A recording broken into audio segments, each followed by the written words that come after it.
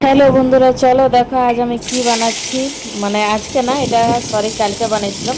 এটা সানডের ভিডিও হচ্ছে। তো কালকে তোমাদেরকে ফটোটা দিয়েছিলাম, তোমরা হয়তো বুঝতেই পারছো ভিডিওটা দেখে যে আমি কি বানাচ্ছি। তো চলো দেখো, প্রথমে পেঁয়াজগুলো আমি ফ্রাই করে নেবো এদিকে কড়াইয়ে। আর এখানে আমি মাংসটা বসিয়ে দিয়েছিলাম, মাংসটা করে নেবো, কারণ মাংসটা একটু কষা কষা হলে একটু নামাতে হবে। তো চলো দেখো, ভিডিওটা দেখতে থাকো, পুরো পুরো ভিডিওটা দেখে অবশ্যই জানিও তোমাদের ভিডিওটা কেমন লাগলো। আর আমার ভিডিওটা কে কোথা থেকে দেখছো অবশ্যই কমেন্টে জানিও। ওকে বন্ধুরা, চলো দেখতে থাকো। তো দেখো, এখানে আমার মাংসটা কষা হয়ে গেছে। তো কষা মাংসটা একটু উঠিয়ে নিয়ে রাখছি আমি। আর ওইদিকে চলো দেখি একটু গরম জল বসাই। তারপরে চালটা তো আমি ধুয়ে রেখেছিলাম আগের থেকে, চালটা একটু ধুয়ে ভিজিয়ে দিয়েছিলাম। তারপরে দেখো, মাংসটার সাথে আমি গরম জল দিয়ে দিলাম। তো কে কে গরম জল দিয়ে মাংসটা রান্না করো অবশ্যই কমেন্টে জানিও। আর আমি তো গরম জল দিয়ে রান্না করি সবসময়। আমাকে এটা আমার শ্বশুর শিখিয়ে গেছিলো যে গরম জল দিয়ে রান্না করবি, তবে মাংসটা খুব ভালো হয় খেতে। তারপরে দেখো, এখানে আমি গরম জল বসিয়ে দিয়েছিলাম। তারপরে দিয়ে দিয়েছিলাম গরম মশলা, মানে গোটা গোটা গরম মশলা। আর তারপরে দেখো একটু রিফাইন তেল দিয়ে দিয়েছিলাম।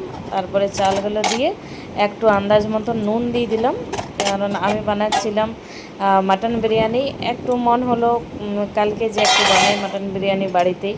তো দেখো, চালগুলো তো আমার সিদ্ধ, মানে এখানে চালটা কিন্তু হালকা সিদ্ধ করতে হবে, বেশি সিদ্ধ হয়ে গেলে তবে বিরিয়ানিটা খেতে মজা লাগবে না।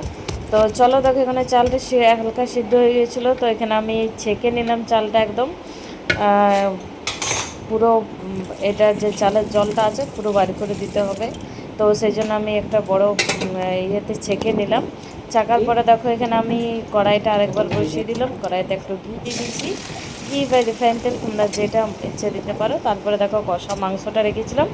এটা একদম আমি সিম্পলভাবে করেছি মাটন বিরিয়ানি বাড়িতে, কিন্তু একদম সিম্পলভাবে, বেশি বেশি কিছু দিইনি। আর যা ছিল বাড়িতে সেই দিয়েই করেছিলাম। তো মাংসটা আমি যেমন করি অমনিভাবে কড়াইয়ে করেছি, তারপরে বিরিয়ানির সাথে দিয়েছিলাম। আর পেঁয়াজগুলো যেগুলো ভেজে রেখেছিলাম, দেখো মাংসটা দিলাম, তারও চালটা দিলাম। তারপরে দেখো, এখানে দিয়ে দিলাম বিরিয়ানি মশলা একটু। আর তারপরে দিয়ে দিলাম কেওড়ার জল। তো এই দুটো বিরিয়ানিতে দিলে আমার মনে হয় যে মাস্ট, আর কিছু দরকার হয় না। কারণ আমাদের বিরিয়ানিটা কালকে খুব ভালো হয়েছিল, খুব খেতেও খুব সুন্দর লাগছিল। আমার ছেলের তো খুবই পছন্দ হয়েছে, এমনকি হাজব্যান্ডেরও খুব পছন্দ হয়েছে। হাজব্যান্ড তো আমার অতটা এসব জিনিস ভালোবাসে না, কিন্তু কালকে খেয়েছেও, ও বললো খুব ভালো হয়েছে। তো দেখো, আমি বিরিয়ানিটা কোটিং দিয়ে বসিয়ে দিলাম। আর দেখো, এরপরে চলো দেখি, অনেকক্ষণ বসিয়েছিলাম, সিদ্ধ হয়ে গেছে। দেখো কালারটাও ভালো এসছে। তখন গরম আছে, ওই জন্য এটা ঠান্ডা হতে দিলাম। আর এদিকে আমি রায়তাটা বানাচ্ছি।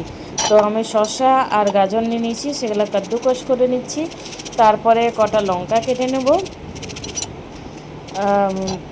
রায়তাটার জন্য, লঙ্কা দিলে একটু ভালো লাগবে। আর চলো দেখো, এখানে কাদ্দুকস করা হয়ে গেল আমার। এখানে লঙ্কাগুলো আমি কেটে নিচ্ছি। আর এমনিতেও বৃষ্টি পড়ছে, কালকেও লাগাতার বৃষ্টি হয়েছে। তো বৃষ্টির মধ্যে বিরিয়ানি খেতে খুবই ভালো লাগছিল, আর খুবই টেস্টি হয়েছিল, ওই জন্য আরও বেশি ভালো লাগছিলো। ফার্স্ট টাইম বানালাম, কিন্তু খুব ভালো হয়েছিল। তো দেখো, এখানে আমি দইটা দিয়ে দিলাম, কাদ্দুকস করা হয়ে গেছে আমার। এখানে শসাটা গাজরটা, তারপরে দইটা দিয়ে দিয়েছিলাম। তারপরে এখানে দিয়ে দেবো একটু চাট মশলা, বিট নুন, কালা নমক। তারপরে দিয়ে দেবো জিরে গুঁড়ো।